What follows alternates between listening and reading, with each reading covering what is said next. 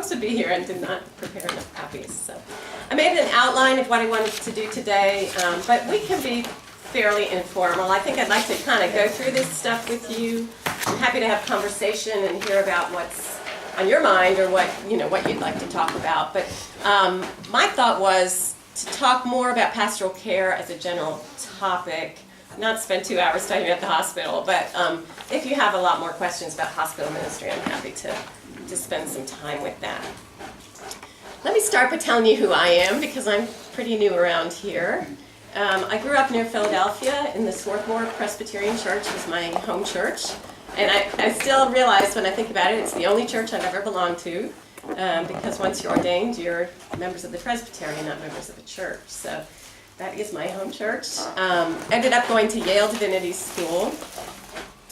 I was ordained, while I was at Yale, finished up and did basically 2 years of clinical pastoral education. Do you know what that is? Oh, no. Okay. Well, tell us anyway. CPE. You might not all. So most ministers do at least 3 months of this program, usually in a summer as an intensive while they're in seminary. It's kind of a training in hospital ministry, but it's really more a training in ministry and interpersonal relationships in ministry. So when you want to be a chaplain, you do at least a year of it, and I did 2 years of that while I was at Yale, and was ordained in 1986. Wow, a long time ago. After you started the program here. And have moved around the country quite a bit with my husband's jobs. So let's see, I'm going to do just a quick recounting. We started out in Northeast Louisiana, and I was a chaplain in a Catholic hospital there. After I'd been working for a while, I became what's called a board-certified chaplain by the Association of Professional Chaplains. That's kind of the highest standard in hospital chaplaincy. And then we were there for a number of years. Then we moved to Houston, and while we were in Houston, I was the director of a Presbyterian ministry at the Texas Medical Center. Anyone familiar with the Texas Medical Center? It's an enormous campus of hospitals. There are maybe 27, 30 hospitals all in the same place.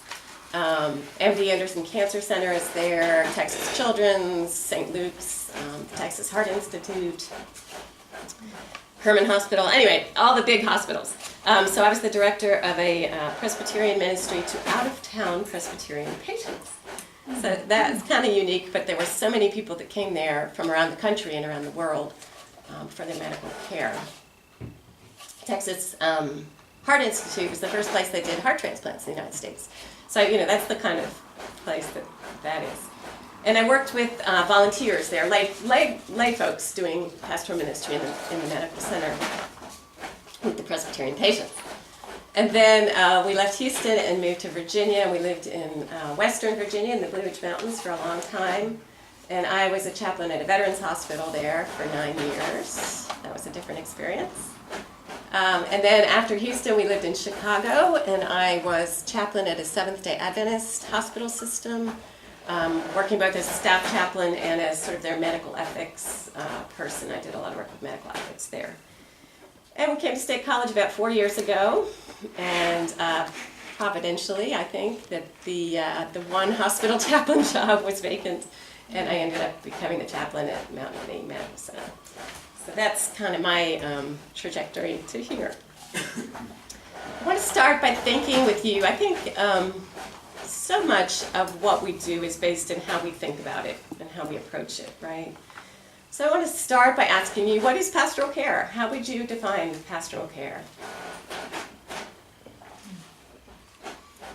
Well, first of all, I think it would be about listening and discerning where you can help in that care of spiritual care, if you will, and emotional.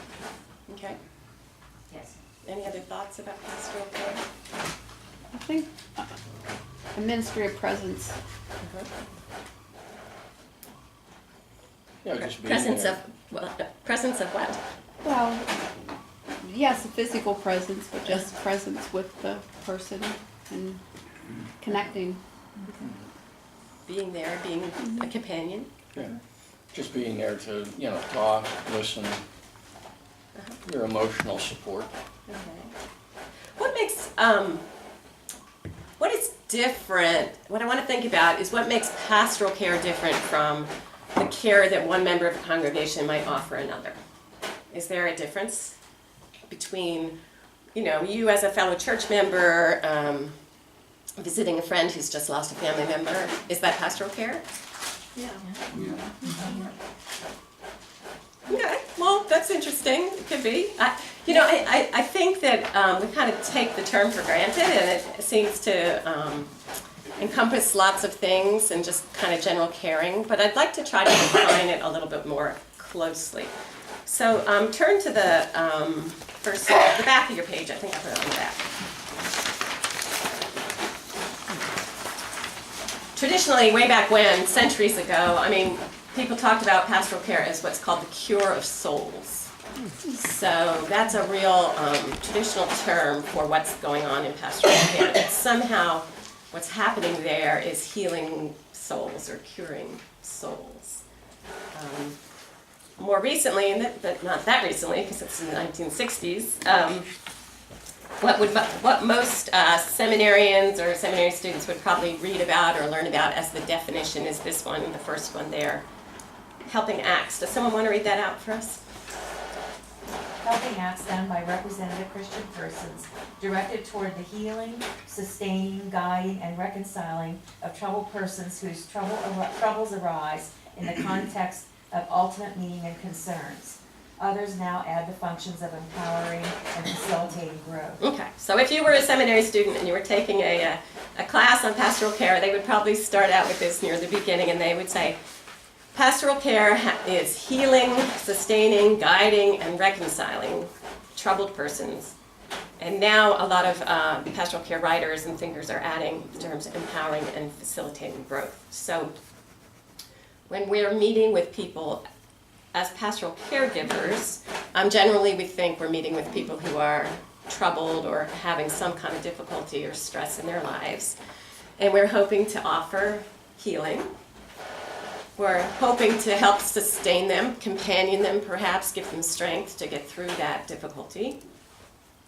We're thinking about guiding them perhaps, through things we know from Scripture, the traditions of the church. How do we help people get through difficulties? What does it take to walk through something like that? Or possibly reconciling. Sometimes pastoral care has to do with people that have been in conflict with one another or with the church. So these are sort of functions that we've thought about for pastoral care. Empowering and facilitating growth. So nowadays there's a much more positive thrust to thinkers in pastoral care, I would say. We're not just thinking about something that's broken that we're trying to fix, we're also thinking about taking something and strengthening it or helping it to grow, helping people grow in their faith, giving them a sense of empowerment, of being able to take charge of their own destiny or whatever. So those are some of the terms that you'll hear when people are talking about pastoral care. How about the next one? Someone want to read that? Pastoral care is the Support which Christians offer one another in daily living and at times of need and crisis in communal life. So that's what some of you just said, right? That pastoral care is that the care that we Christians have for one another through the troubles of daily life. How about the next one? You read this one. Communicating the gospel or interpreting the relationship with God at the point of a person's need. So I think that's important. Caring is caring, right? Human caring always involves listening and tenderness and some of the things we've mentioned. But pastoral care, that word pastoral, implies that it has something to do with communicating the gospel. Or that's why we are there. That's what we're trying to do. And there are many different ways that we do that. But caring, anybody can be caring, right? When you're providing pastoral care, you are doing so in order to communicate the gospel at the point of a person's need. I like this last one. This is actually the title of a book in pastoral care, Making Spiritual Sense. I think that when we're working with folks in this kind of a situation, a part of what we're trying to do is figure out what's going on spiritually. What's God doing here? How can I make sense of this happening in my life in terms of my faith and what I think God is about? Excuse me. I'm not used to talking, I'm used to listening. So my mouth is getting dry. So I think in some sense pastoral caregivers are with people in crisis, trying to make sense spiritually out of what's going on with them. When I think about pastoral care, another definition that I really have come to appreciate is it's about who's providing the care, right? I was in one of the classes in my DMin program where the pastoral care professor defined it as care that's provided by pastors. And I'm like, oh, okay. But pastors, lay pastors, even as deacons or elders, when you're with someone in a crisis, you are representing the church, right? You are representing the divine even, and it is pastoral care because you're doing that, because what you are there representing, if I walked into a patient as a nurse, I could do almost exactly the same things to care for them. But when I come in as a pastor, it means something different. Does that make sense to you? Am I getting that across? So that when you are functioning in this way as like pastors, that's a hugely important part of what people are experiencing. Oh, here comes the church to take care of me. So that's some of my thoughts about what is pastoral care. I think about who's providing it, why they're providing it, and what they're doing as they meet with folks. Again, sort of as part of our grounding in this, I like to stop and think. It might be obvious, but what you think are some of the reasons we do that? I've got them down here. You can read them off the paper. But what are the biblical basis for this, or the theological basis? Obviously, sorry? Love my neighbor. Love your neighbor, yeah. I mean, I'm sure there are many other things that come to mind other than these ones that I put down, but there are reasons why we do this work, right? And it's important to think about the reasons why we do it, not just because it's our job, but what are we reaching back to in Scripture or in our theological understanding for why we care for one another this way. I put down, you should love your neighbors yourself. The story, obviously, of the Good Samaritan. John 13, 34, 35. By this everyone will know that you are my disciples, if you have love for one another. I'm sure you've talked and thought about this a lot before, but sometimes it's not just what we say, it's what we do. And some of the ways that we show this love for one another isn't just preaching or talking or telling, it's how we do. And other people witness that, and that's a part of our witness. When I think about lay pastors, 1 Peter 2:9, you are a chosen race, a royal priesthood, a holy nation, God's own people, in order that you may proclaim the mighty acts of him who called you out of darkness and into his marvelous light. And Martin Luther, now that we're celebrating the Reformation this fall, through baptism, we have all been ordained as priests. We are all ordained to this work. We are all called to this kind of caring for one another. Howard Stone is an author who writes about pastoral care again. He's a Lutheran. The sprinkling of water, not the donning of a stole, is the rite that makes every Christian a minister of Christ's church. Luther therefore saw the Christian, any Christian, as one who hears confessions, shares burdens, consoles, prays, listens, visits the bereaved, gives assurances of forgiveness, and performs other tasks of ministry. Some of you are just starting in the lay pastor program, and some of you have been at it for longer than I've been in ministry. But I'm sure that this is the kind of thing that you have talked about and will talk about in your program, how we are all ministers, and we all have these tasks of caring to do. So that's some stuff about sort of the background for me, and like I say, this is very important for me because I think that when you walk into a room in a nursing home or a hospital, or you go to someone's home to visit, or you talk to someone at coffee hour, in your role as a lay pastor, the most important thing you can do is remember why you're there and think about why you're there. So, how many of you work in your own congregation with people that you already know? Raise your hand if that's what you do. Only about half of you? So many of you are serving or preaching in congregations that are not your own congregation? Is that true? Okay. And how many of you might end up visiting someone from another congregation in hospital or nursing home? Okay, some of you. It's really different. I was thinking about that a lot as I was driving over here. It's very different when you're taking care of folks that are in your church that you know as a fellow church member, and when you're taking care of people you don't know. And obviously what I do for the most part is take care of people I've never met before, right? So I'm trying to think as if I were doing maybe more what some of you do. But in any case, even if it's someone you've known for 20 years, say you go to visit someone to make a pastoral visit who you know is going through a difficult time. I think it's really, really important when you get there to explain who you are and why you're there. So let's just try to imagine this. Let's make it that way. There's an elderly or a middle-aged, a woman in your congregation who's recently been widowed, and you haven't seen her since her husband died. And you are the lay pastor. It's your task to provide pastoral care. You call her up. I'm going to tell you later, I think. If you're going to someone's house, you have to call up and make an appointment. You call her up. You set a time to visit. You come in, and what kinds of things do you say to her about, as you enter, as you come in, as you sit down together? Let's practice this sort of introducing what you're doing. Uh-huh. Well, you certainly go in and give your name. Uh-huh. And, I'm here not only to visit with you, but to share.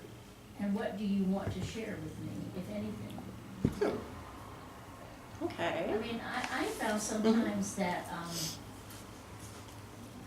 and it doesn't depend on the age, but sometimes there's a wisdom or something as people are grieving that can come forth that you're learning. So we're not always going in with all answers. Absolutely not, and we'll certainly talk about that a lot. Yeah. And that it can be a learning process. And so you're trying to build up that rapport.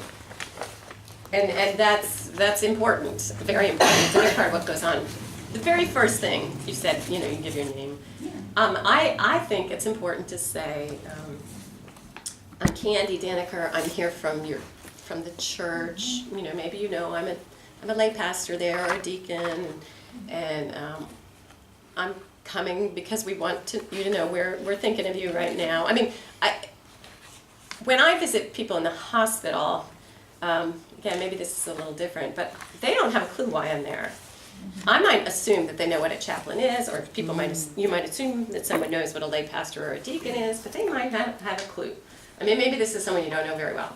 So you might even say, the deacons are in charge of the caring ministry at the church, or we don't have a pastor right now, and so as the lay pastor, I'm here to offer pastoral care. People need to know what's going on. So are there any other thoughts that come to mind about ways that you might sort of introduce yourself? I think every situation is different, depending on whether you know the individual and whether you're going in cold. And I think we need to go in with the realization, at least in a hospital, that individual may not want what we have to give. Yes, and it's so important to learn how to be sensitive to that. It's not at all uncommon for me. I'll just tell you all my husband stories. I visit someone somewhere early in the conversation. I'll ask them if they have a church, and if they say yes or whatever, then I'll say, well, do you have you let them know you're here, or do you want them to know? And they're like, oh no, I don't want to entertain anybody. I mean, there is this thing that happens where visitors come from church and fellow church member lying there sick, not feeling well, and they feel like they have to keep the conversation going. They feel like they have to entertain. They feel sort of a social obligation, which is the very last thing we want people to feel. I mean, and so I have people say, no, please don't tell them I don't want all those visitors. I don't like people coming when I'm sick. So you have to figure out how you find out early in a conversation, how much does someone want you to be there? If you just, yeah. You experience like rejection right off the bat, very often, like whenever you say.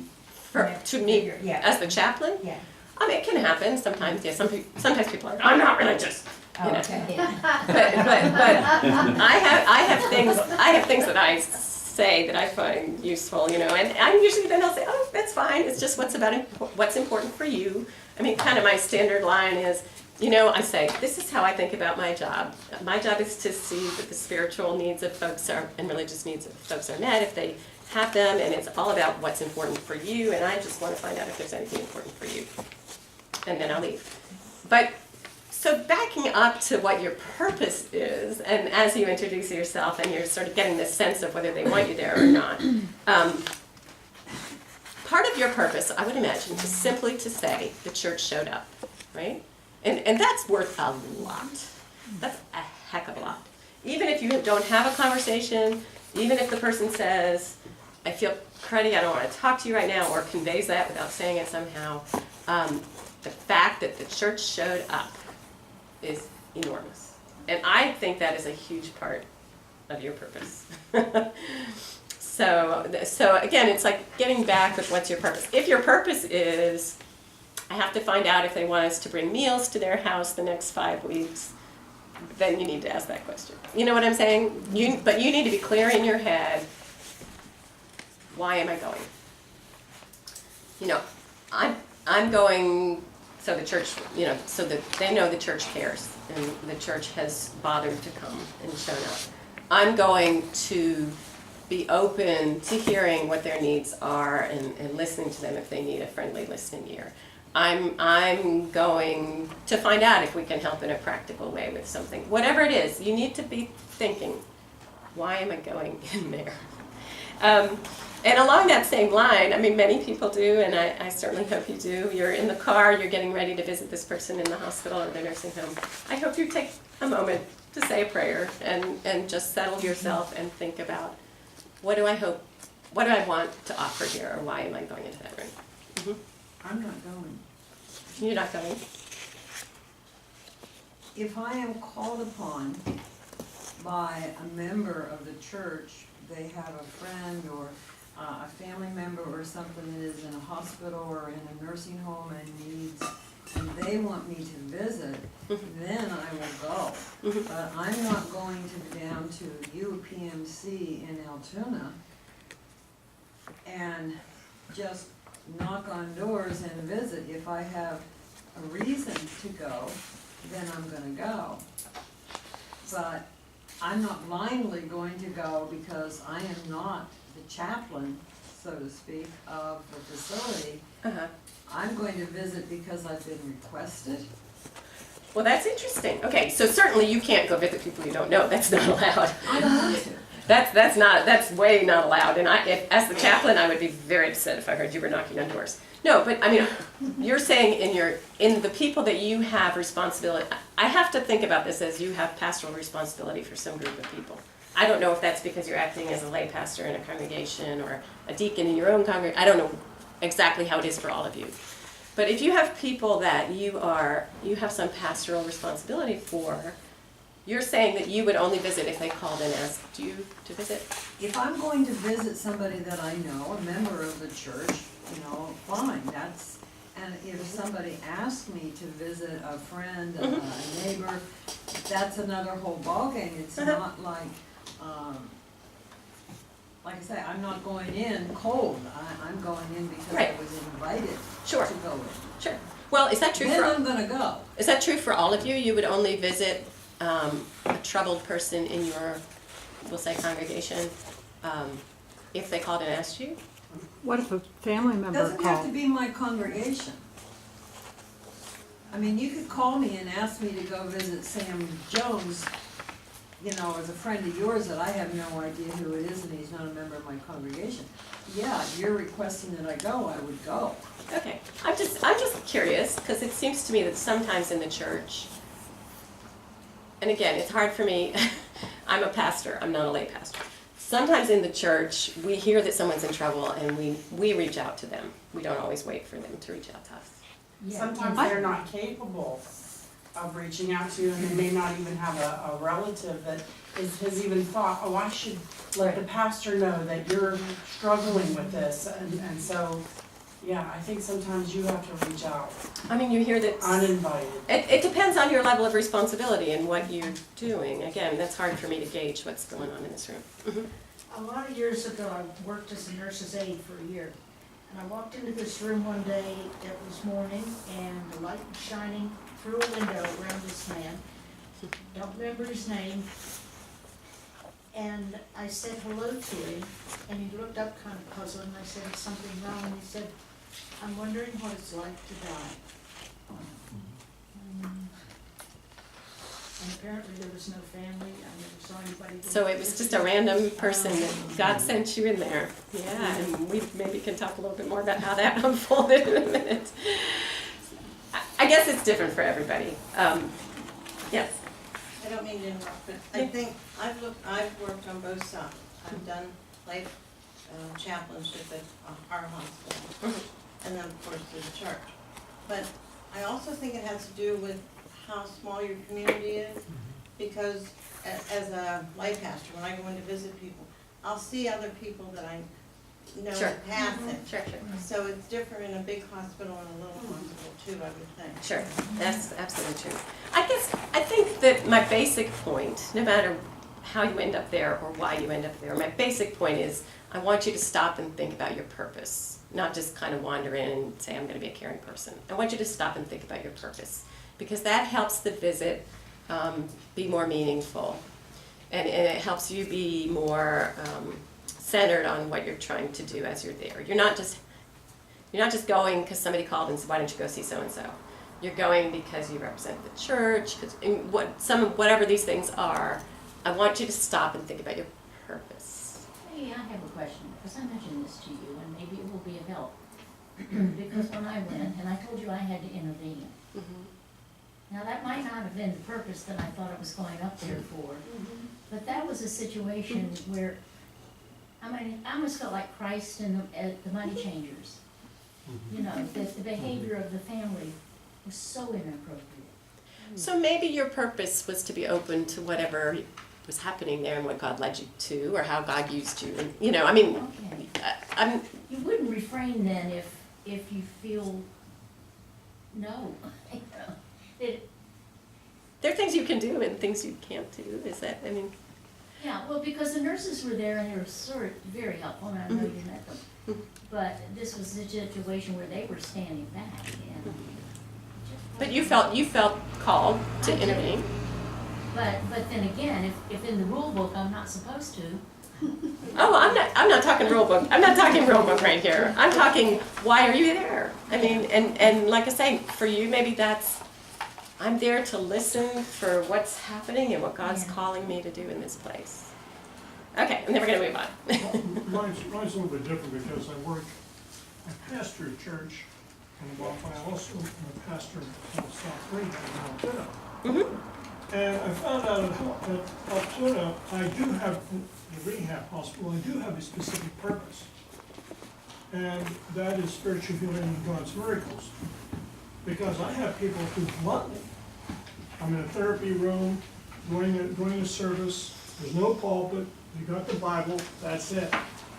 You got the CDs you're playing, and they're there because they want to hear the Word of God, and specifically from healing scriptures. It's a little bit different, because you know what your purpose is. Because you're conducting a worship And service. you're conducting a worship service. Then afterwards, you're doing pastoral care if people want it. And I have been amazed at how many clergy, ordained clergy, I can say that because I am ordained clergy, who do not do pastoral care. They actually refuse to do it. And that has put me in a very unusual position, where I've had to say, okay, is your priest or Monsignor or pastor been in to visit you? So, oh no, I haven't seen him in 3 months. I mean, that is tough, because you have to do, then you have to have prayer with them, but you have to make sure you don't really say anything. You like to do what you can. I hear you. All right, well, let's kind of move on. I hope I've given you enough sort of food for thought on, I want you to think about what you're doing, why, and why you're there. Let's talk a little bit more specifically about some things that are skills that you use in pastoral care. Maybe some of you have been through all this many times before, but we'll just run through some of this. So I think I gave you a printout. Yeah, turn to that page that starts, rejoice with those who rejoice, weep with those who weep. You've said some things, especially right as we were getting started, about being present with people, listening, the importance of listening. Obviously in pastoral care, that is perhaps the most important skill, how we listen to each other and attend to people. So I like these two quotes. Rejoice with those who rejoice, weep with those who weep. That's about being a companion, whatever people are going through, being a Christian companion and friend, wherever they are. And then I particularly like, let everyone be quick to listen, slow to speak. In my work, I don't do a lot of talking. I mean, you're all going to be different, but there is an immense value in being a good listener. And I'm sure most of you have been in different kinds of training programs or situations where you've talked about listening skills or practiced listening skills. That is the number one primary skill in the field of pastoral care. So some people break these kind of skills down into attending behaviors and listening skills. I just wanted to talk about those a little bit. When you are trying to be a good listener, you're trying to attend to what's going on with the other person. We kind of touched on this, getting a sense of whether they want you in the room or not. You know, some of us are more naturally attuned to that sort of thing, but there are things that we can work on to help us be even better at that. Eye contact. Obviously, when you're having a conversation with someone, making eye contact is really important. People know you're listening if you're looking at them in the eye. But you don't want to be staring. You want to be kind of natural about it. But it is something to notice in yourself as you're visiting with people in these pastoral care situations. Am I looking at them in the eye or am I not? Because obviously, don't we all feel more paid attention to if someone's looking us in the eye? Body language is huge. You've been through all this, right? I mean, you don't want to stand there like this. All right, tell me what's going on. Is that inviting or friend? No. I mean, and there's certain things we all know, like crossing our arms is kind of a turn off. Are you facing the person?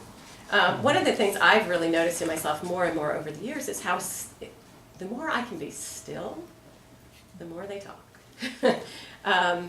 You know, if you get fidgety, people are going to think, oh, they want to leave. If people are nervous about talking to you or telling you something, and they can interpret anything you do as, oh, they just want to leave now. They don't care anymore. They're not listening. You know, you just look at your watch, right? No, all these things turn people off, and they signal that you're not really there with them.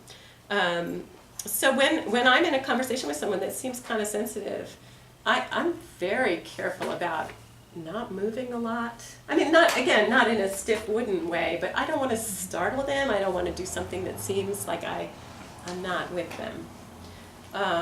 Other body language things. I think I have this down in the hospital stuff, but in most situations, and you would probably do this anyway, in the hospital it's a little different. Sitting down means I'm going to hang out with you for a little while, right? Standing means I'm poised to leave. This is one that they're teaching doctors more and more, and they're getting better at. But if a doctor comes into your room when you're in the hospital, my first baby, she had a little bit of trouble. The pediatrician, my first baby, next morning, the pediatrician comes to the door of my room and says, her temperature's not staying up, and he didn't even come into the room. Doctors need to come in and sit down with someone if they want that person to think that they're really paying attention, right? So like I say, I think for most of you that would be natural in your situations to sit. But the caveat about that is ask, may I sit down with you, right? Mm-hmm. Say you're in that situation we were talking about where someone's in the hospital and they don't feel like company or the nursing home or whatever. If you just come and plop yourself down, then they feel really stuck, right? But you want to say, may I sit down? And ask them if you may spend some time with them. In my kind of chaplaincy training, we talk a lot about the use of touch. I don't know, obviously there's many issues now in the Presbyterian world about boundary training and touching people. So you want to be super careful about touching people. There will be times when it's appropriate to hug somebody, perhaps. My general thing for people I don't know is I might just go like this, touch their shoulder, or something like that, if there's a moment when I feel like that would be a helpful thing. But you want to think a lot about how you use that. And again, it's about reading someone else's signals and kind of getting a sense. I walked out of the hospital yesterday with someone who had just lost her mother, and she was very, I knew she didn't want me to touch her.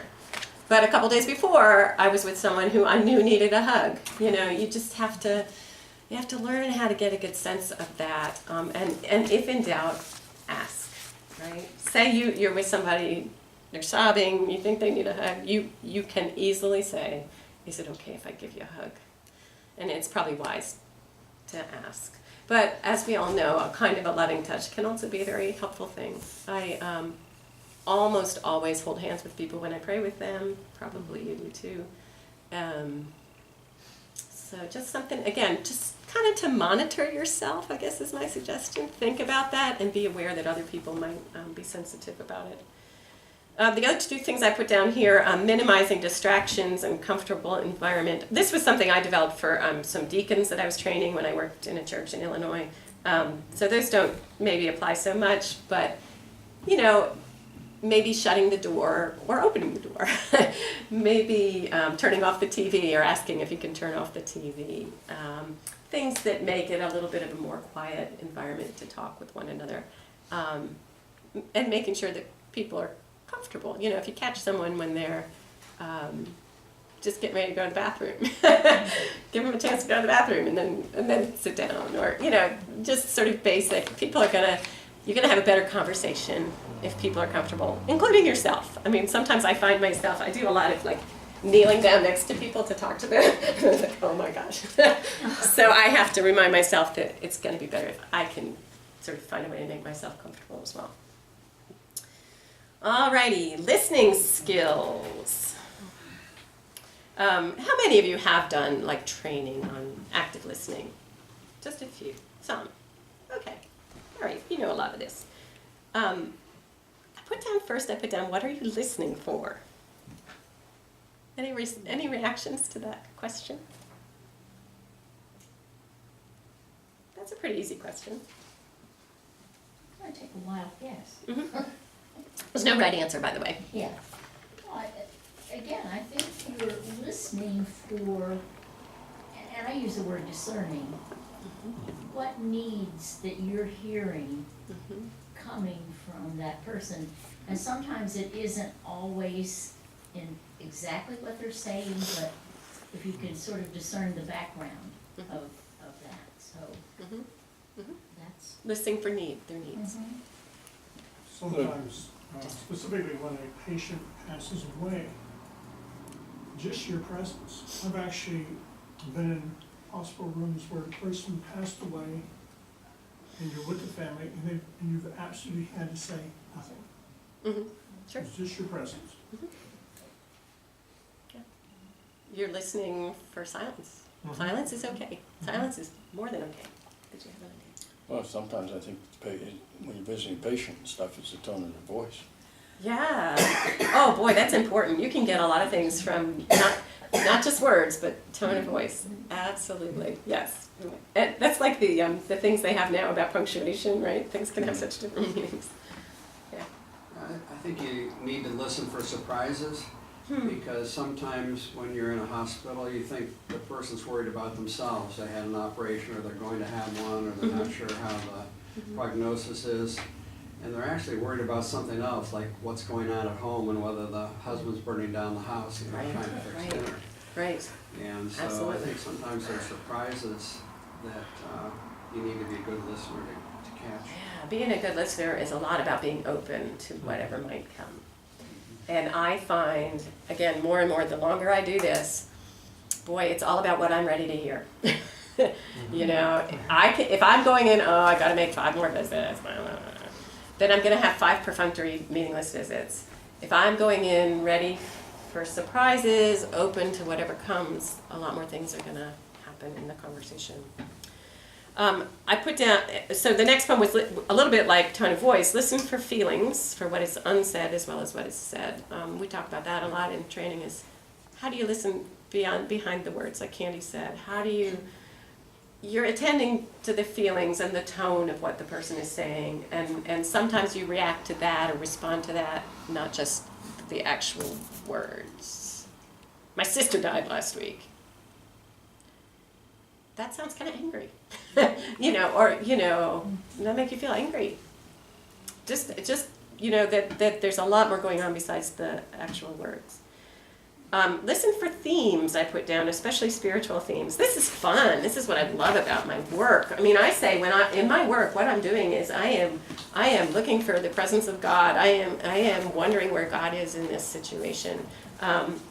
So people may tell you a long story about something, or a couple of stories about things, and suddenly you realize that they're all about, when God spoke to them, or miracles that happened in their life, or... Just curious, sometimes, this usually is people who are in automobile accidents. I've walked in a room, the therapy room, and they'll just sit there and they'll look up you out of the wheelchair and say, I'm alive, and they keep on saying it. And you walk up to them and you say, we know you're alive. And we're glad you're here. And I've found out I've been doing this almost 10 years now, and I found out at that rehab hospital, what I try to do with them is to say, will you lift that up during the joys and concerns part of the service? Mm-hmm. And they do. Mm-hmm. What I try to take that joy is to give help with the other patients with their faith in God. Sometimes it works. That's cool. I think I would be curious about, wow, what is it to be alive? Who made us alive? Wow, we're still alive. That is awesome. I hear spiritual themes in there of just sort of awe and gratitude and things like that. And those are spiritual joys. And you're suggesting that they share those joys with someone else. But that's miracle. That's exactly. God kept me alive. God made me alive. And they say that really during the joy service. They really do. Uh-huh. I found out I really don't get into. I let them do that. Mm-hmm. And they do, and I've heard some. I've taken some of the stories and put them in sermons, and my people in the church say, "Did that really happen?" So and as you talk to different people in different situations, there's all kinds of themes that are spiritual themes. Forgiveness, gratitude. I don't know, whatever it is, but it's kind of fun as you listen to people to think, why are they telling me this story? What is the spiritual point of what they're talking about? Suspend judgment. I hope that's obvious. We are not there. I will just flat out say we are not there to be judge of people who we're providing pastoral care to. There are, like I said, the traditional guiding. There are priestly sort of functions in pastoral care, but it is really not our place, your place, to be making moral judgments or anything else. You are there to share the love of God, and I'm just gonna put it that way. There may be people in this room that differ with me, but I don't think you can provide really good quality pastoral care if your thought is that you are there to judge what someone has done or not done. They may be confessing things to you. I had a long talk with a Vietnam vet the other day, and he was telling me a lot of stuff and his struggle with forgiveness and could he be reconciled with God after what he did. But it was not my job to judge. God's job is to judge, not mine. Be patient. I'm going to say be patient and allow silences. That's sort of the same thing, but if you have practiced this kind of caregiving before, you know that if you can just sit, usually people will keep talking and things will be said and come out that maybe nobody expected. It's okay to sit in silence. Sometimes when someone says something really powerful or really scary, there's a moment of silence. Sometimes it's kind of a boring silence, but then it's kind of interesting to see what happens after that. So I think silence is holy. I think that's sitting together in quiet in these kind of situations sometimes allows us to move to a different place.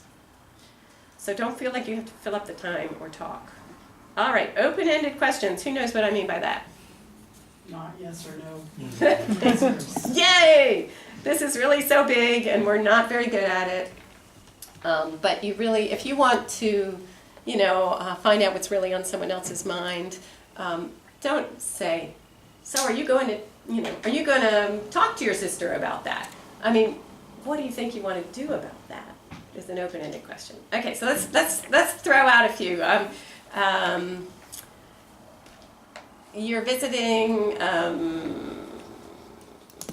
someone who's called up because they're thinking about getting a divorce and they don't know what to do about it. And you see this, you're talking to this husband and he's pouring out his heart about how bad things are with his wife and he doesn't know what to do. What kind of questions might you ask that are open-ended questions? I always think about psychologists or psychiatrists, and how does that make you feel? And people will probably laugh at you if you say that. Or go, ugh.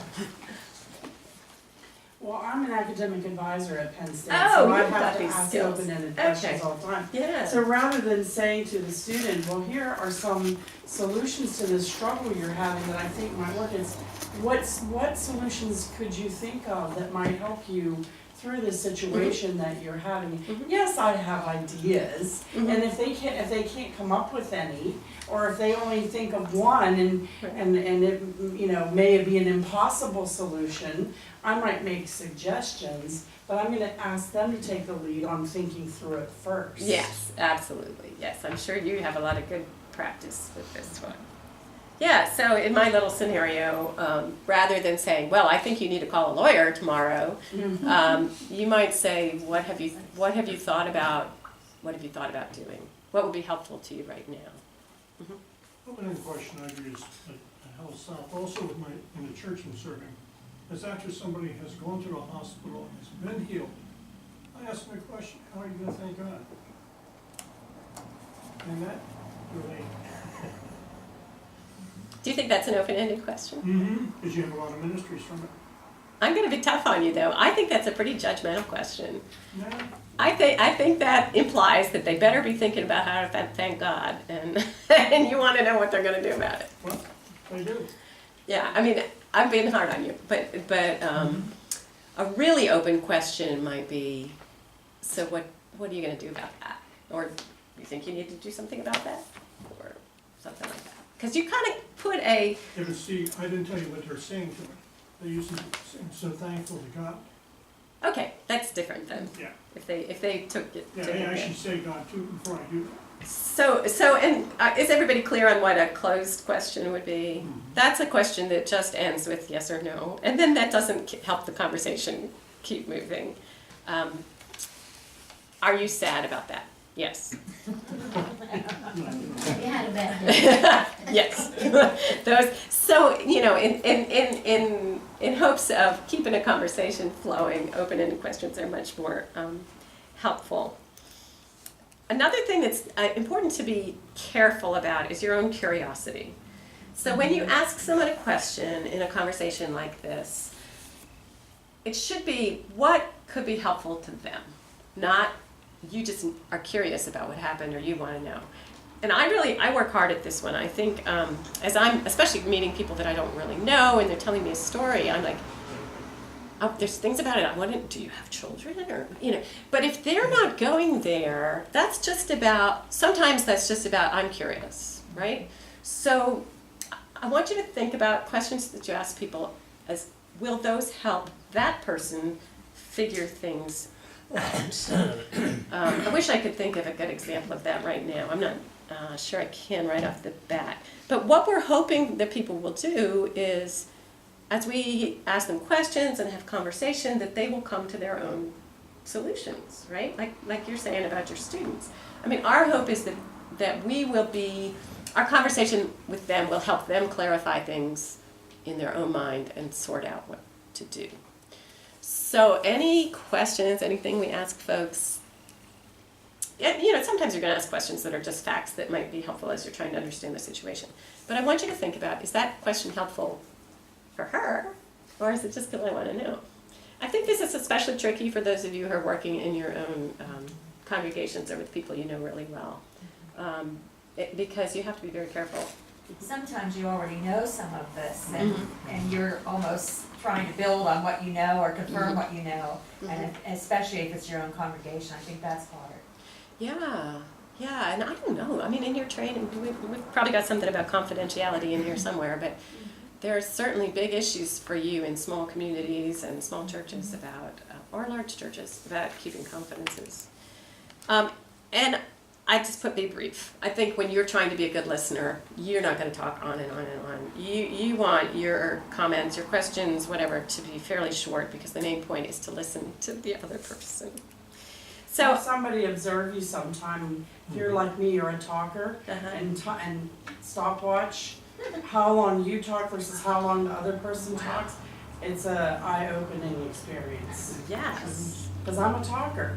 I know that. And again, it's about your purpose, you know? If your purpose is to hear their concerns, their needs. I used to have a card on my desk that had listen written in really big letters down the 5x7 card when I was first training, learning to be an advisor, because that reminds me of, that happened to me once, let me tell you my story. And I hope I've got something, yes, I'm going to talk about that in a minute. Well, and even with your title, you're an advisor, right? You're supposed to give advice. Usually in pastoral care, we don't think a lot about it as giving advice, or not primarily as giving advice. But somebody might think of pastoral care as you came here to tell me to believe in God and self-guidance and to pray for me or with me. You didn't come here to get to know me better. You didn't come here to ask me to talk about myself. Right. People may see it that way. Right. And what I'm conveying is, as a different understanding. But that is not uncommon for other people to have a different sense of what we're doing than what we think we're doing. And I wanted to just comment on asking personal questions. I think, they can be too personal. On the other hand, sometimes I do want to learn from them. So I'm thinking especially now my international students, if it's somebody from a different culture or a different area of the world or the country, and they might be talking about how they were raised, their parents did this, and that, you might ask them questions like, well, how do they celebrate birthdays in your house? So that's not really related to pastoral care so much, but sometimes getting into the personal stuff lets them know that you care, to learn about who they are, and that you're seeing this more, and you may only ever meet this person once, and that was with me too, but you still are, the relationship is important. So this is kind of a tricky thing, this whole thing, because none of these are hard and fast rules, right? All of this is an art. It's not a, here's the rules. Everybody's different. Here are the rules, right? Everybody's different, every situation is different. It can be an immensely healing and affirming thing to do exactly what you're talking about. To say, I'd love to hear about your experience, I mean, that can be something that really helps people a lot at different times and different moments. So, again, it's an art, and these are just some sort of general ground rules. They're not you follow this rule every time in every situation. I guess maybe what I would go back to with this is, it's about that person. It's not about you. And if learning, asking those kind of questions and learning about their experience is something that's affirming and helpful and good for them, then that's a good thing. If you're only doing it because you're curious about how things are there, well, that's not terrible, but it's, you know what I'm saying? Am I getting that across? It's about them when we're in these situations. We are there as caregivers. So I wanted to just talk about a couple practices that sometimes help move a conversation along. We've talked about questions, different kinds of questions. Mirroring is a technique that people use, and that is simply a way of kind of affirming or mirroring back what a person has just said as a way of helping them feel understood, and sometimes it helps the conversation move forward. I hope you won't say, I hear you saying, because we've all heard that too much, but when someone's explaining something to you and you want them to know that you really heard it, and that you understand what they said, you kind of want to, the idea of saying, oh, I heard you saying that you were very angry because your sister died. I mean, that's concept is helpful. It might be a little corny to say, I hear you saying, but to find a way to reflect back what they've communicated to you so that they know you understand, rather than assuming, and also not assuming that you understand until they affirm what you say back to them. Another, we talked about feelings. You can also reflect back the feelings. Oh, you seem angry. Or, oh, you seem really upset about that. That's just, again, a way of sort of affirming what they've said and reflecting back what they've said. This is a simple little thing, but it can really help repeat the last phrase or the words the person said. Someone's talking to you, we'll make a goofy one. Well, it's not that goofy. Oh, my dog is the vet, and it's such a problem, and it's so expensive. And then they just kind of drift off and they're not saying anything else. Honestly, if you just say, it's so expensive, or really expensive. I mean, sometimes that can nudge things along because they're stuck there because that's a really important thing. So that might have been not a very good example. But you can try this. It's just gently repeating a word or phrase that someone's just said. And again, it can kind of affirm that you're listening and kind of move them on. Describe, don't evaluate. What did I mean by that? I guess this is just, again, if you're trying to convey back what someone just said so that they know you understood, you don't need to be judgy about it. I've said enough about being judgy. Things to avoid, and we've touched on most of these, I think. I don't believe that your job is primarily, or even very often, to give advice. I'm going to tell you to be very careful about giving advice and to avoid it. It's very tempting to say things like, it's going to be okay, but don't do it because you don't know if it's going to be okay. And that's what I mean by unfounded reassurance. Believe me, there's times when you're going to want to say that. You'll feel better later, or it'll be okay, but that is not helpful because you don't know.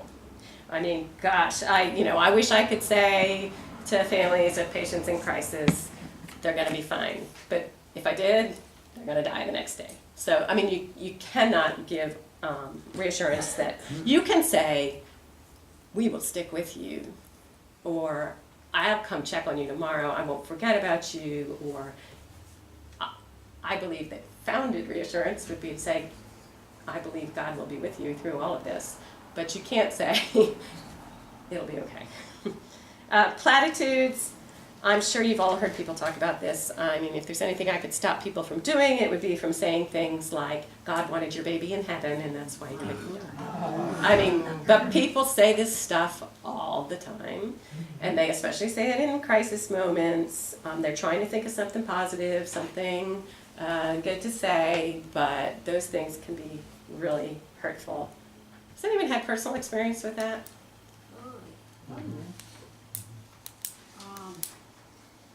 One of my parishioners who actually is a cousin, her child was born, stillborn, at full term. And really rough, not only for she and her husband, but for the extended family. And probably the roughest funeral I've ever had to do. Just being very careful to be supportive and yet to recognize the pain and to acknowledge that pain. And what makes us able to do that without fixing? You know the answer. Empathy, yeah. Sorry, empathy? Empathy. I don't know. Okay. But you had to stand up and do the funeral, and you couldn't fix it. No, I can't fix it. What makes you able to do that? The love of God for me and the strength that I got from God to be able to get through that. For you and for them, Yeah. right? Yeah. I mean, that's the only way we can do this work is because we believe that God is there through thick and thin and loves us through it all. And that otherwise, how would we stand with people in that kind of pain and suffering? Okay, one thing. Attitudes. Where I have a problem there is not with me saying anything. When you have a therapy room with a lot of patients, they'll do that between each other. Oh yeah, oh yeah, oh yeah. And you really can't say anything. You like to. There's a really cute YouTube video from Brene Brown on sympathy versus empathy. That's really educated. It's a cartoon actually, but it's her words. Oh, cute. And one of the characters says, "Oh, you lost your baby. That must be terrible. Want a sandwich?" That's sympathy. Yeah. But empathy is something. It's really, if you ever get a chance to see I'll it, have to look for that. sympathy versus empathy would bring it up on. She does YouTube. some really good stuff. Yeah, that. Just how good God is. It was a funeral that was done at the cemetery. It was a beautiful, bright, sunny day. And I asked if they minded if I wore my sunglasses, because I'm a crier, and my whole family's a crier. And I knew I couldn't do it without tearing up. And I knew if I lost it, everybody was gonna lose it. So I was able to wear my sunglasses. It was wonderful. And I looked at that as God was saying, it's okay. You're okay. So that brings up a really good question. And somebody maybe who hasn't said anything, answer this one. Is it okay to cry with people? Oh, yeah. Yes. All right, well, I'm glad you're all there. Okay. There's nothing wrong with that. I mean, there's times when they're like, oh my goodness, even you're crying. That's okay. We're just people. Don't worry about that. Yeah, you don't want to lose it and get out of control. But I mean, a tear or a little crying with somebody, what does it say up top? Let everyone rejoice with those who rejoice, weep with those who weep. There's nothing wrong with that. That's okay. We already talked about avoiding close-ended questions, evaluative statements. We've kind of said that. Interpretation. I think that thinking about what's going on in a situation, maybe especially how God's at work, or that is that person's to do. It's not yours to do. I mean, there might be times when you can say, "Gee, maybe God's nudging you to do something," or I mean, there might be times you could sort of reflect a little bit on that. But in terms of, well, I hear your story, and I believe, I know that God wants you to go to this other job or whatever. That's not really your place. You don't want to argue with anyone. And you just brought this up about the group, where people are expressing a different understanding of what's going on. Sometimes that does come up, probably not in your context, but there's certainly times when people say things to me that I entirely disagree with. But I'm not going to get into an argument. I put inappropriate sharing. So, again, this one is a little tricky, I think, for folks when they're in your congregation and maybe friends or people you know well or in your community. Where is the line between sharing your own experience or not? Again, this is one of those other things that people do all the time that maybe they shouldn't.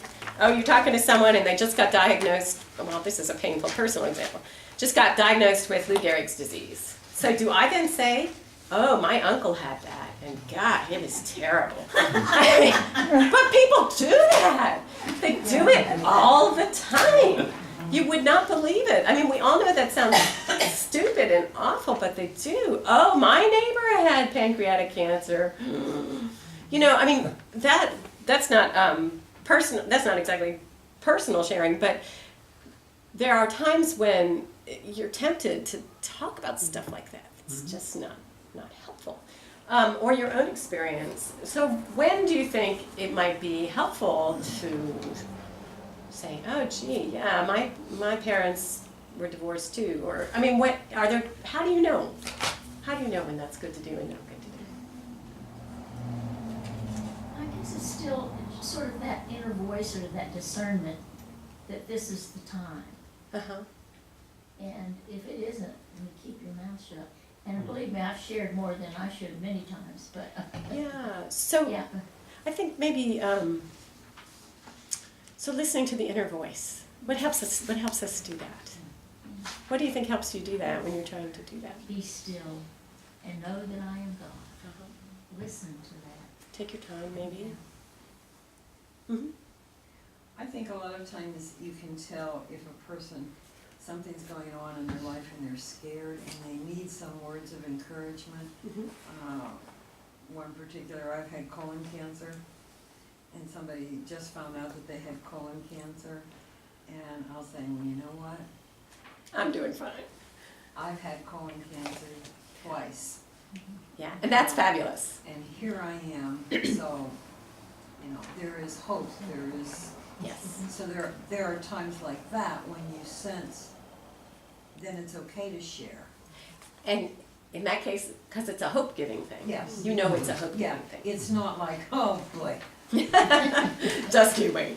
Yeah, so that might be a criteria in your mind. Is it something that would give them hope? Is it when am I being still enough to hear the inner voice and know what's right here? Is the purpose of my story because I wanna talk about me? Mm-hmm. And then it takes a long time for it to get back to Mhm. you. Mhm. Which goes back to some of the stuff I've been saying about, the purpose is to be about them, right? So that's about them because it's like, here's the thing you can hang on to that's hopeful. My uncle died of the Gehrig's and it was awful. It's more about I have to still process this terrible thing that happened for me. So is it? No hope. Mhm. Mhm. When I first became a widow, lots of times talk about platitudes. It's that famous one of you just get through the first year and all those holidays, everything's gonna be fine. So I made up my mind that after that, I tried to put myself in positions where I could talk to new widows. And that was one of the first things I said to them is, trust me, the holidays have nothing to do with it. It has to do with the day-to-day. I get up every morning and eat breakfast by myself now. And I think that because I was a widow and they were a widow, I didn't have to say much more. They just understood. Mhm. And I think sometimes it's just the fact that we've gone through it, as Janet said, we've gone through it. And you can say to them, here I am. I made it. You I've can get through this. Yeah, absolutely. More and more in pastoral care, we talk about community and connecting people. And I mean, if anyone's ever been in any kind of support group, you know how helpful it can be to talk to people that have had the same experience. So sometimes that's what you might do is, it might be you, it may be someone you know, and you might be able to say, maybe you could talk to so-and-so, she's been through something similar, because that's an extremely helpful thing. So just, being careful about how you share yourself and what you're doing when you do that. I am moving slow, aren't I? Back to my outline on I'm just going to try to whiz through some of this, I guess. How can you help? We've talked about attending and listening. I am very much about listening and looking for people's strengths and supporting them and encouraging them in their strengths. So when I was first in this kind of training, we were all sort of psychotherapeutic on looking for trouble. What are the pains? What are the problems? We need to get down in the deep, horrible sadness. Sometimes we do that, but what is more powerful and more helpful for people is to listen to where they are strong. So when I meet patients who are going through things and I'm listening, I am listening for, wow, you're a really strong person, you're stubborn, I know, and that's a real strength. Or look at the things that you've gotten through in your life before. You told me about this thing that happened, and this thing that happened, and this thing that happened, and you have emerged, you are still here, you are still strong. Look how strong you are. I look for people that have strong connections to their faith or their family or their church. I'm like, wow, you have great support. I think about, people whose faith is a strength for them, people who are smart and can figure things out. I mean, there are just a million kinds of things and ways that people are strong. People talk about resilience a lot right now. That's kind of a buzzword, right? Being resilient. But that's what we're looking for. And everyone has these strengths, right? Sometimes it's hard to find them. But I consider this like one of the main things I'm doing is helping people remember how they're strong and in what ways they're strong. So I think that we want to always be listening for and reinforcing strengths. Those might be, in your case, that might be the church family. There may be other things like that you can point out. Like, look at all the ways that you're strong and the things that are going to help you and do help you. I've already mentioned and talked about how for me, when I'm thinking about this work, what I am doing is looking and listening for God.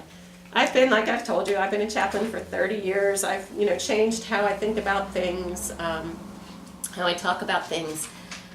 The most common way for me, when people say to me, why do you do that? Or what are you doing? The most common answer I have now is, I meet Jesus there. And I really truly mean that. I think that God is present in a very special way when people are suffering, and that when I can be with them in an open, attentive way, then wow, we feel God's presence, and it's an awesome thing. So ways that you can think about that when you're with people, or point it out when you feel it, are quite amazing. Let's talk about reading the Bible and praying together just a little bit. My guess is that since you guys are in this program, you're pretty comfortable with these things. Like I said, but they're things to think about. Scripture. So when I think about, when I'm talking with someone, one of the things I'm listening for is echoes of the biblical story, right? The Bible story is our story, and how do our stories intersect with the Bible story? That's what we're all about, right? That's what we're all about. So sometimes somebody will remind me of a character in the Bible or a story in the Bible, and that's kind of cool to think about and talk about with them. I mean, a common, easy example would be the person who says, I feel like Job, right? Or whatever, but there are all kinds of things that come up. Late in life baby, it's like when Sarah laughed, or, there are all kinds of connections, and how are our stories fitting into the Bible story? Oftentimes people will enjoy reading scripture with you, especially beloved passages, like the 23rd Psalm or something like that.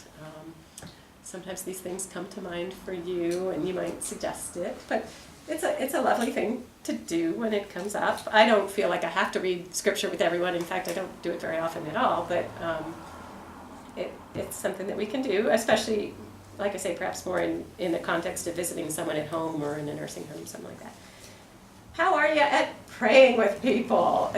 Raise your hand if you're very comfortable with praying with people when you visit. Oh, awesome. That's great. A lot of you are. Well, you don't have to raise your hand. Some people are very shy about this. And to me, it's like amazing how simple it is and how people get worried about it. We can always pray. Praying is just talking to God. God is happy to hear anything we have to say. And if I offer to pray with someone, my main thought is I'm including what we just talked about in our conversation. Right? I'm praying about the things that we have been discussing. Another thought I have about prayer is that, and we're going to talk about ending a visit. Doesn't have to be the end of the visit. It doesn't have to be, okay, I'm leaving now, we're going to pray now, I'm done. Because you will find it's kind of like letting things be silent. You will find that if you have a prayer, you just kind of sit with it for a minute or two. Sometimes that leads to a deeper level of conversation. So don't feel like it's okay, this is how we end, and now we're done. I mean, sometimes that might be a nice close to a visit, but don't always think it's the end. See what happens if it's the middle. See what happens if it's the beginning. Let's pray as we start our visit. I think you might even just revert to the Lord's Prayer if you can. If you don't feel comfortable with making things up on the fly, and sometimes that's comforting to the other person because they may know the Lord's Prayer. Yes, yeah. So you could do that if you don't feel like anything. Just inform them that you're gonna say debts and stuff. Won't all your people be saying debts? I think they will. And that's very comforting. It's a feeling of community, right? Mm-hmm. Especially if someone's isolated away from church. To say the Lord's Prayer with someone feels like a little bit of church. Mm-hmm. And it is very nice. It feels like you're with the community. You don't have to be eloquent. I think a lot of people feel like praying with an individual is like praying in public, and you have to have these flowery words and be really eloquent, but you don't. And in fact, the less you put on a show like that, the more real maybe that it feels. Thoughts or questions about praying with the people you visit? Lots of it's not required. Not every visit includes a prayer. You always ask. You always ask. Nice. Yeah, I wouldn't just start, you always ask if they'd like a prayer. And I always said I ask always if it's a roommate situation. Uh-huh. I always ask the roommate too. If they would Oh, like to join us. very nice. Or nurses that are in the room. Yeah, Uh-huh. always ask whoever, family, whatever. That's a really nice reminder. That's very sweet, yeah. All right. I wanted to say a few words about confidentiality, but it might be actually more helpful if you tell me what you know or are taught about that. Certainly as pastors, we have huge responsibilities and expectations about confidentiality. I would assume the same things apply to you, and they certainly should. That when you are acting in your role as a pastoral caregiver, what people say to you, you need to keep in confidence. There are certain rules in the world for most of us that if a person says they're thinking about killing themselves or hurting someone else, then you need to report it. But what I do in those situations is I immediately tell them, I'm going to tell so-and-so. So if you, and I hope you never do, but if you find yourself in that situation where someone's threatening suicide or harming somebody else, you need to tell them, I'm going to have to tell. And I don't know who that would be for many of you. If there's a pastor that is your supervisor, you sort of have a supervisor, or might be Joy here at the presbytery. If they are in a sticky situation like that, who do they turn to? Dan, what do you think? We have mentors. You have mentors? We do. No, for you guys. In a hospital situation? No, in your work, Anyway. if you're visiting, if you're doing pastoral care with people in a church, and someone says something to you. It goes first to our session. I would go back to the session.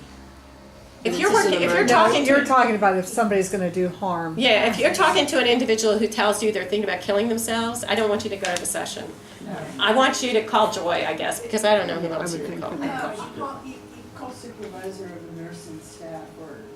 If they're in your congregation, Go though. ahead and call 911, and they will. Well, yes. The 800 number for suicide prevention, if you have that with you, which I think I think on my teaching. If you're in a hospital, Yeah, it's if you're in a different. hospital, you call the hospital staff. Right, you would tell the nurse. Yeah, If you're in a home. If you're visiting Oh, someone at okay. home, yeah. Yeah, if you're in someone's home though, Well, That's different. you could do different things. I mean, you could say, may I take you to the emergency room, whatever. But the point, and I don't know, maybe this is something your lay pastor program needs to clarify. The point is that we do keep confidences, but there are a couple of times when we don't. And the times when we don't are when we're worried about the safety of that person or the people that they're talking about, okay? And in those situations, you need to know, who do you call? Call the police. Same would be if they revealed that somebody was abusing them. Abuse situation. Right. Hotline. Yes. I think that's They what have it one would for be. suicide. Thank you for bringing that up. It also applies to if you know there's an abusive situation, abusing a child, an elderly person, anybody, a handicapped person. If you hear something about abuse, you need to report that. But again, I think this might be a really good thing for you guys to clarify who you report to. I wouldn't call Sexual 911. conduct policy, if it's an abuse thing, we do have a hotline that you're required. Well, that's mandated reporter stuff. You have- Do they do that training? The mandated Oh, report training? yeah. Oh, so I you've all guess done it's- mandated it's a report hotline. training. Okay. Well, keep those numbers. Hopefully you'll never use them, but keep that information because if I you don't need it, have it you with me. need it. I'd call 911. So there's issues about confidentiality. There's also issues about what I like to call faithfulness. And I think this goes back to what you're doing is representing the church. And in a way, by representing the church, in what you do, you are representing God. So it is really important in pastoral care to do what you say you're going to do. Because I feel like that's reflecting on not just you personally, but the institution you represent and the whole faith. So if you say to someone, I will come back and visit you next Tuesday, you need to be faithful, just like God is faithful, and you need to go back and visit next Tuesday. So that's what I mean by that, faithfulness and keeping promises. There are other cases where you might need to refer somebody, not quite as drastic as what we've just been talking about, but where you might think this person really needs to talk to a pastor or a therapist or a counselor. And that's, I can't really tell you who that's going to be. Again, this is something that's probably good for you to think about in general. Like, if someone needs more help, where you might suggest that they turn, who they might talk That's one of the things that Joy was talking about earlier today, is that that's when you call here and they can refer you to somebody in the area. Oh, good. where you're at. Okay, So that's- great. Yeah, that's good to know. We talked about starting a visit. We talked a lot about what might happen in a visit. And I want to talk about how you might finish a visit. And I have for you. I don't know if we got a lot of copies of this. I think I made enough. They need stapled, the ones I have, so we Pass can these staple them around. before you leave. I'll pass the stapler along. So you've had a good conversation with someone. You have conveyed the love of Jesus and the love of the church. You've helped them to maybe think about things, and hopefully they feel comforted. Maybe there's other directions they're going to go, but they aren't there yet. But it's time for you to go. So there's a couple things. One is knowing when it's time to go, and how long you need to stay, and that's different in different situations. I think it's kind of an art of sensing when someone's tired. I've literally had people like close their eyes. Like, oh, I think you're tired. People might make a comment like, it was so good of you to come, and that means it's time for you to go. But you need to be listening and looking for clues that people are ready for the visit to be over. And pay attention and be sensitive to they're done. And thank you for coming, but now it's time to go. They have some more useful staplings. So that's one thing, it's just knowing when it's time to be done. We need one more here. Here, give me a second. Knowing when it's time to go is just very important. And then you might offer to pray at that point, although like I say, I want you to think about maybe using prayer in different times and places. But this is a topic that I really am having fun thinking about a lot lately, is the topic of blessing. So as you go, as you get ready to say goodbye, there are things that you might say or do that are like offering a blessing. And I gave you this. How many of you are familiar with Barbara Brown Taylor? Probably everybody? Yeah. No! Practice of pronouncing blessings. And I just want to give that to you to take home and read because I just think it's really lovely. But she talks about how we offer blessings to one another all the time. You might think that a blessing is only this at the end of the worship service and only the minister can do it. But that's so far from true.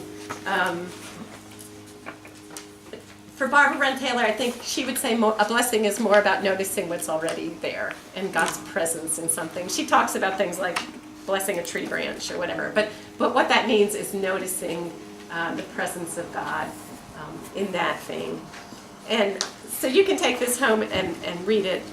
But when I think about it with folks I visit, I might just say, I hope you feel better. I mean, the things that you might naturally say are things like, I hope you feel better. I hope things go well. I hope you get together with your sister. Things like that.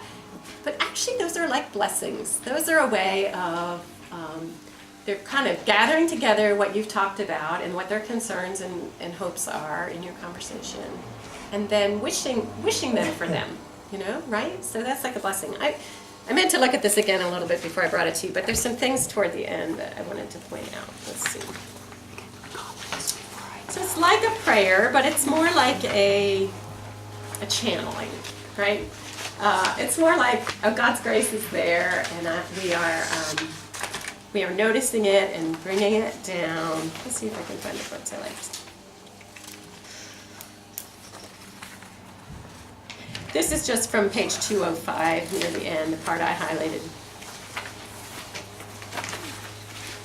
This last piece of wisdom may be only for those who are very advanced at blessing prayers, but what most of them say is that pronouncing a blessing puts you as close to God as you can get. To learn to look with compassion on everything that is, to see past the terrifying demons outside to the bawling hearts within, to make the first move toward the other, however many times it takes to get close, to open your arms to what is instead of waiting until it is what it should be, to surrender the justice of your own cause for mercy, to surrender the priority of your own safety for love. This is to land at God's breast. To pronounce a blessing on something is to see it from the divine perspective. To pronounce a blessing is to participate in God's own initiative. To pronounce a blessing is to share God's own audacity. And then toward the end, the very last bit, this kind of blessing prayer is called a benediction. It comes at the end of something to send people on their way. All I am saying is that anyone can do this. Anyone can ask and anyone can bless, whether anyone has authorized you to do it or not. All I am saying is that the world needs you to do this, because there is a real shortage of people willing to kneel wherever they are and recognize the holiness holding its sometimes bony, often tender, always life-giving hand above their heads. That we are able to bless one another at all is evidence that we have been blessed, whether we can remember when or not. That we are willing to bless one another is miracle enough to stagger the very stars. However you're saying it, doing it, I know you're feeling it and hoping it for them, that as you finish a visit, you are recognizing, conveying, offering that kind of blessing on one another. And I hope that as you do this work and provide pastoral care, you feel that blessing. Like I told you, I go because I need Jesus there and because I'm blessed in the work I do, in that sense of God's presence, even in the very brokenness of what people are going through. So as you say goodbye, don't just say goodbye. Say blessings, or God bless you, or I'll be hoping with you for all good things, or something like that, because you can do that, and people need you to do that, to offer that to them. What time is it? 2:15. Okay. So take that article and read it and think about how you bless others. Shifting gears quite a bit, I'm going to mention a couple other things and then just open it up if you have things you want to talk about. The next topic I put down is some obstacles to good pastoral care. Some of this is stuff we sort of touched on or talked about in different ways. I think gossip is an enormous obstacle. I mean, that's going back to confidentiality. People want to be the first one to tell some dramatic bit of information about something that's going on with someone else. And if you do that, you are killing your ministry, so don't do it. You cannot get out there and gossip. You just can't. You can't enjoy that. It's a sort of a power thrill to be the one that says something, but you don't need to do that. And to do that is a failure. You're going to run into times when people might say, but I need a pastor. I mean, there are times when people want an ordained minister. I think more and more people understand that we all care for one another in the priesthood of believers, but maybe that's something you have to kind of sort through. How do you talk to people about that? I hope none of you are doing this full time, so I don't think you're going to get burned out, but you can deal with some pretty heavy things. Are you doing it full time? I'm sorry. Okay, most of you aren't doing this full time. Pastors in training talk a lot about burnout and how to take care of themselves. I'm not going to go into a lot of stuff about that right now, but you need to be alert to the fact that taking care of people in crisis can be very draining, and you need to do things to renew yourself and your own spiritual well-being. You can be distracted, that's a problem. I think there are certainly issues, as I've mentioned, about small communities where everybody knows one another and you have complicated relationships with people. What if it's your doctor who's the one that's, in crisis? Or, that's called dual relationships when you're trying to be pastor, but and you're also, what if it's, your employer? I mean, there can be complicated situations where it's hard for you to care for someone because you have another kind of relationship with them or they with you. Well, I'm thinking that yes, that happens. But the bottom line is we are all still the children of God, and sometime what I can offer, but you don't take advantage of that situation. I mean, it's to be caring through Christ and not to fade. There's one for me. Right, Yeah. right. Yeah, it can be, yeah, just a thing to sort of think about. Hospital and pastoral visiting do's and don'ts, you can probably just look at this later. I did enclose on your last page. Again, this is something I used with some deacons that I was working with in another situation in a church I worked in. We've been through, I think, all of this. I'll just read through it fast. The do's: before you go, think about your goals for the visit. Do call and set up a time if the person is living independently. Introduce yourself, explain why you want to be there. Sometimes it's helpful if you're visiting a church member, bring the bulletin or nice things from church. Pray before you go. While you're there, be sure to explain why you're there. Use your listening skills. Enjoy it. I didn't really bring that up before, but enjoy it. Enjoy getting to know that person. That's one of my favorite things about my job, all the people I meet and hearing about their lives. If you're in a medical setting, it's probably a good idea to check in at the desk or with the nurse. There may be precaution signs up if you're in the hospital, maybe in the nursing home as well. Obviously, you need to be looking out for those, and if you don't know what they mean, ask somebody. You know, are you supposed to put on a gown and gloves? Do you have to wear a mask? Don't walk into a room that has precaution signs on the door without finding out what they're for. There are things that are very contagious out there, and it's also to protect the patient. Oftentimes, you need to wear a mask because the patient's immune system is compromised and you don't want to be infecting them. So always do that. Be ready to get out of the way if medical people come in and need to do something, you know, if the nurse comes in or the therapist or, you know, if their family comes. For me, the funny one is I'm out of there if their pastor arrives. I'm like, oh, you're the pastor. Bye. But, you know, be aware of the needs in a medical situation of what other people need to do, and please get out of the way if you need to. We talked about body language, telling when people are tired and when you go. We talked about scripture and stuff. The last one I put there was do be sure to leave things as you found them when you go. People who are sick in bed can't always get up and do what they want. So if the door was open when you came in, ask them, would you like the door open or would you like it shut? If you move a chair or the table or whatever, so you can be there, make sure you put it back, make sure things are the way they need them to be. Because like I say, you may think it's easy, but they might not be able to reach the TV switch or whatever. After you go, please pray for the person, be in touch with, we talked about pastor or whoever, if there's other problems or needs, don't share. Do rejoice in the fellowship we have and know that you have done a good thing. So those are my do's and don'ts. Okay. Do you have hospital questions for me? About the hospital, about visiting in the hospital? Yes. How do you get the call for visits? Me personally, in my job? Uh-huh. Oh, lots and lots of ways. So when at Mount Where were you when I needed you? Well, I'll tell you.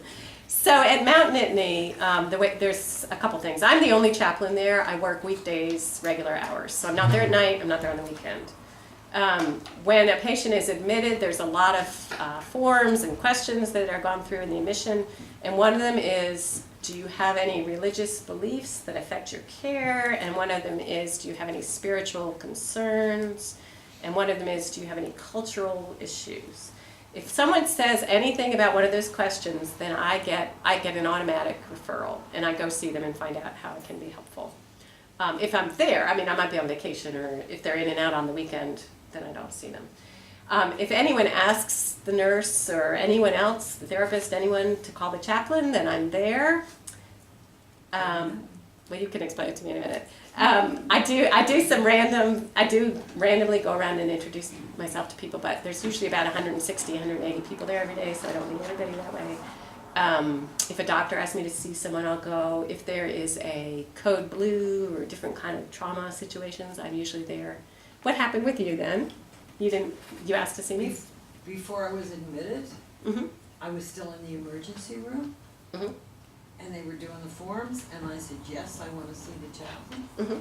And the next morning, I said, is the chaplain in house? And I was there 5 days, and I never saw him. So when were you there? Pardon? When were you there? February last year. I could have been out of town. Huh? At Mount Nittany. At Mount Nittany.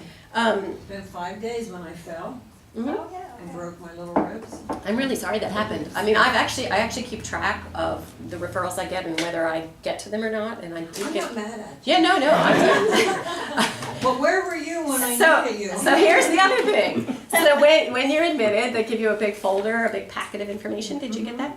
There's a patient guide in there, and my phone number is in there. You can just pick. I've had patients just call my phone in my office, and then I go up and see them. I didn't see that. Yeah. I just kept asking. That stinks. Were you on the orthopedic floor? I don't know where Three it was. step. I had 4 broken ribs and a punctured lung, Oh. or a collapsed lung. Yeah, that's miserable. I don't know why that happened. I mean, it shouldn't be like that. It's really pretty simple. Huh? Sometimes things fall through the cracks. And I'm big enough to fall right I did. It was just so that you would have this opportunity to question. I asked her, yeah, well, how do you get your referrals? Very good, thank you, Candy. Yeah, but it should. I mean, I should have known big time. So I don't know what happened there. Does it make a difference if it comes through the emergency room? No, Sure. no, Because in Lewistown, it seems like sometimes Yeah. that they fall through the cracks that way. no. If they do the admission Process. intake, that means you're being. Even if they do it in the emergency room, it means you're being admitted, and so I should I get think the. if you tell your nurse, my daughter's a nurse at Mount Nittany in the ER, and she doesn't get to have a meal in a 12-hour shift most of the time. Yeah. I'm not giving excuses, But but they if might not that's even the have a chance. method that you're trying to get somebody, I wouldn't count on it because they are running ragged. I've had family members stop at the front desk and say, would you send the chaplain to such and such a room, and that works fine. I mean, I'm sorry. Yeah. Did I any feel of bad. There is a place on the form though, isn't it, about if you would like to see a chaplain? Yeah, that's what we said. Yeah, okay. She checked, Oh, but you checked it. It's actually not a. And then the next morning, I was admitted that afternoon, and the next morning, the nurse came in and I said, hey, you know, chaplain wasn't around, is still a chaplain here? Did anybody come and see you, Janet? No, because it would have been just me. Did anybody though? Did Joyce stop Oh, or no, Mary Jo. Mary Jo? Mary Jo came over. Because I know Joy would probably stop and make sure that you were there, Peggy. So, Maybe and- Mary Jo just didn't think of it. Another thing, I mean, perhaps I should change my practice and leave a card. If I try to visit someone like 5 times and they're always asleep or always busy, then I give up. So, I mean, it's possible that I tried to see you multiple times and you were sleeping. I don't wake people up. But, and that makes me think I really should leave a card or something. You know, even for the family, That I is a think good when my idea, mother was Peggy. in the hospital, it would have been good to know that I knew that somebody was in to see her, because she wouldn't have remembered. Yeah, especially some of the right, stuff. right. And the reason I don't do that is I don't like carrying all that stuff around all day. But maybe I should. I don't know. Yeah, thank you for telling me about it. You know, in the guidelines you mentioned, you shouldn't argue with patients and so forth. And being the chaplain of a large organization of people with very different beliefs, different religious traditions and so forth, you see what happens when somebody expresses a belief or a theology that you very much disagree with. That's an excellent question.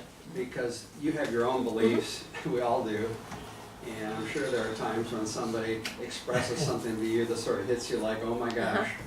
Right, that's an excellent question and certainly a big one for hospital chaplains. So, like I said earlier, the way I conceive of my job is supporting people in what's important for them or making sure they get in touch with the resources or religious, things that they need. So, when that happens,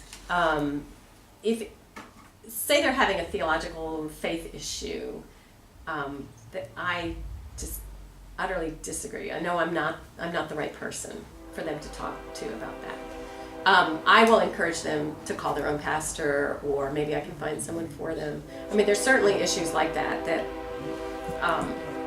I cannot even support where they are. Sometimes it's more open, and I might say, well, I'm a Presbyterian minister. Do you want to hear what I think about that? And I'll ask them if they want my sort of side of it, my take on it. But it's not my job to change their theology or correct them. it's to find their strength, their spiritual basis, and help them stay connected to it. So, and I wouldn't argue. I haven't been in a situation where I felt I had to argue that.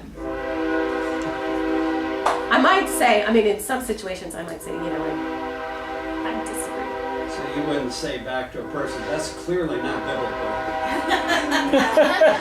We all just do our best to interpret this big book, you know.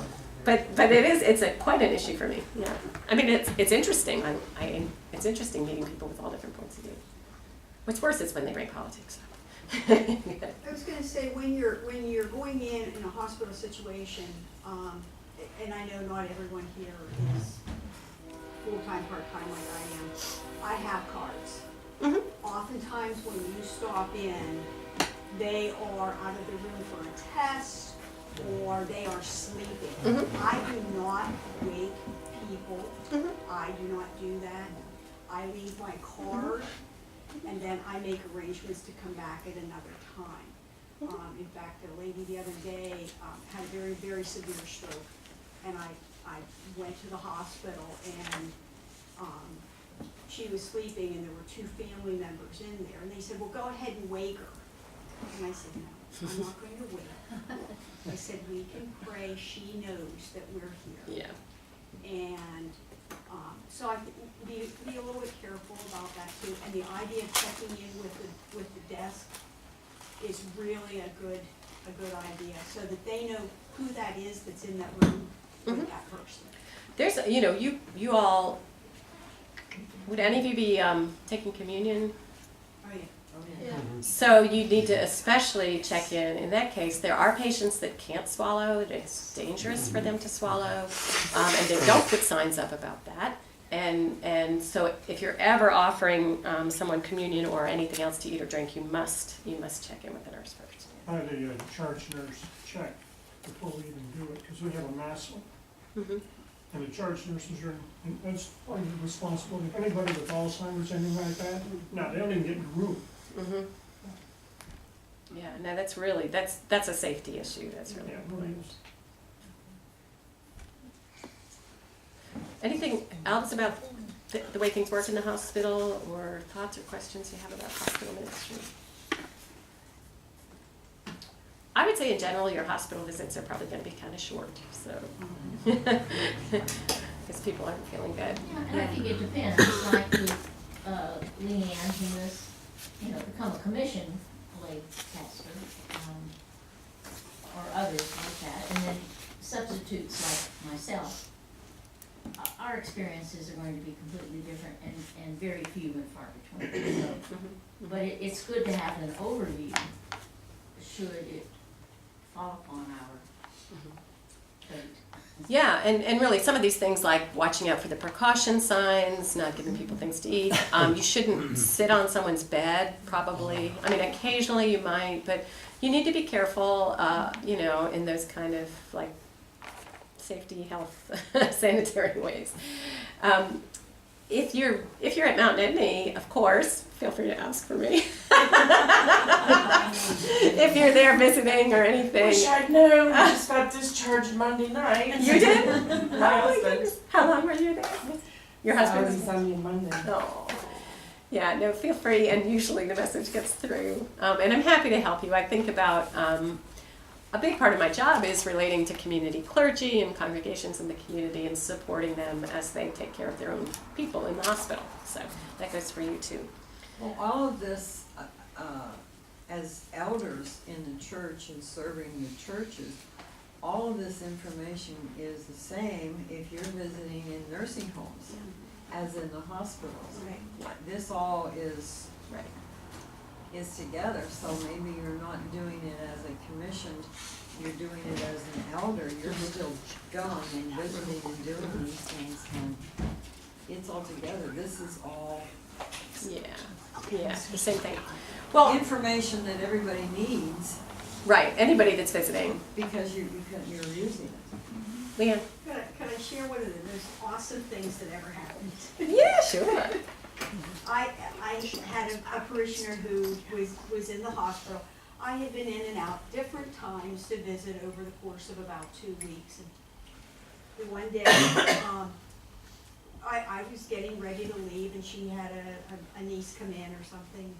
And I said, well, I want you to go ahead and spend the time visiting with your niece, and would you like to have prayer? She looked at me and she said, well, are you gonna do it or am I? And I said, well, would you like to do it? She said, sure. And she led the prayer. It was the most awesome thing. I was like, oh, this is fantastic.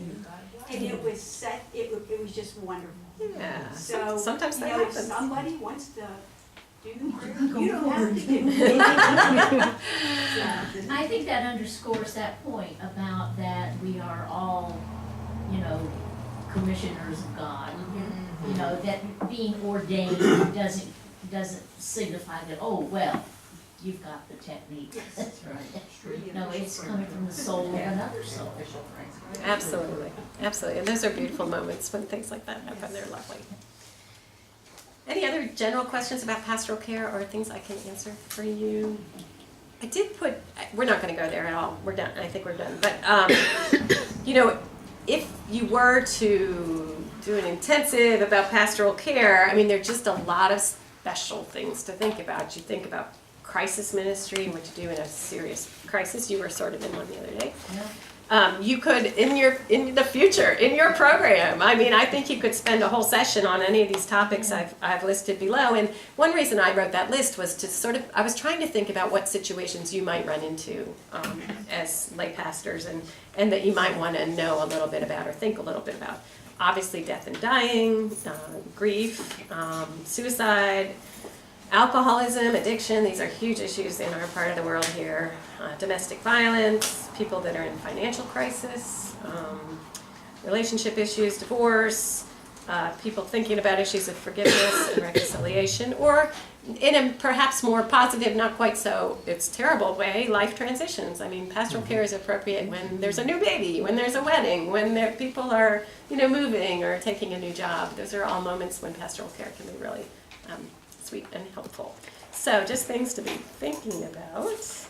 And I want to wish you well in your ministries and thank you for everything you do for folks in the presbytery.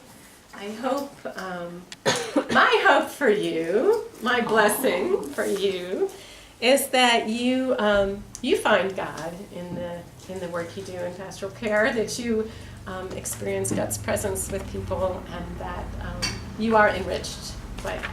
So, blessings to all of you. Thanks for spending the afternoon. Thank you.